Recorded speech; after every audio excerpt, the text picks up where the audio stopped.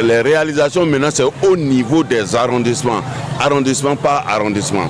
Ce qu'il faut retenir et ce que nous avons retenu, c'est que aujourd'hui, les populations sont au courant de tout ce que nous faisons au plan national.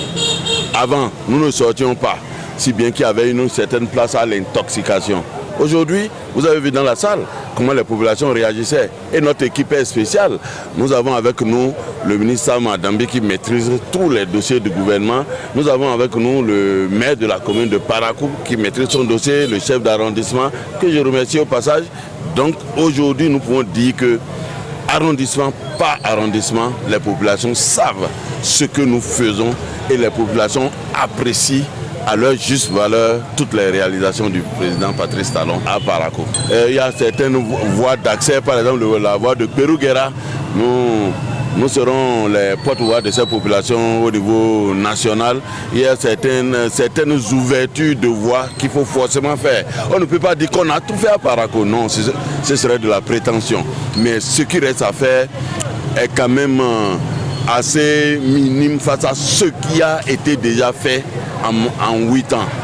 Donc nous allons remonter certaines doléances de la ville de Parakou. Ils ont parlé du port sec. Je leur ai répondu que le port sec, ils peuvent demander au DG Taïrou. C'est notre doyen en auto, c'est le PDG de la société SIT. Il était à la réunion avec le chef de l'État. Aujourd'hui, le port sec de Parakou a eu toutes les autorisations nécessaires pour démarrer les travaux. Je pense que d'ici quelques jours, vous saurez ce qu'il en est. Désormais, tous les conteneurs qui quittent à direction du Nigeria via Segbana seront dépotés à Parakou. Et également, tous les conteneurs en direction de Cotonou seront chargés à Parakou. Comme je le dis, c'est au moins 2000 emplois directs. Il faut dire qu'à Parakou, les jeunes sont mal orientés.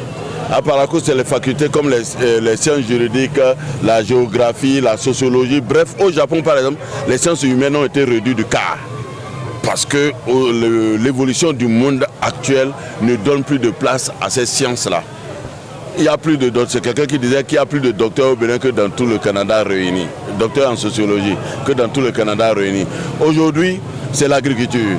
Le métier de l'avenir, et je le dis avec fierté, puisque je suis un agricole, aujourd'hui c'est l'avenir. On ne peut pas avoir des milliers d'hectares au nord vides de toute occupation humaine et dire qu'on est chômeur. Ça, je dis non. Ceux qui ont fait philosophie aujourd'hui doivent se réorienter. On n'a pas besoin de faire les sciences pour faire l'agriculture. Il y a des centres de formation, ils n'ont qu'à venir. J'ai un centre de formation dans le domaine agricole. Je peux bien les former en 6 mois, même gratuitement s'ils le veulent.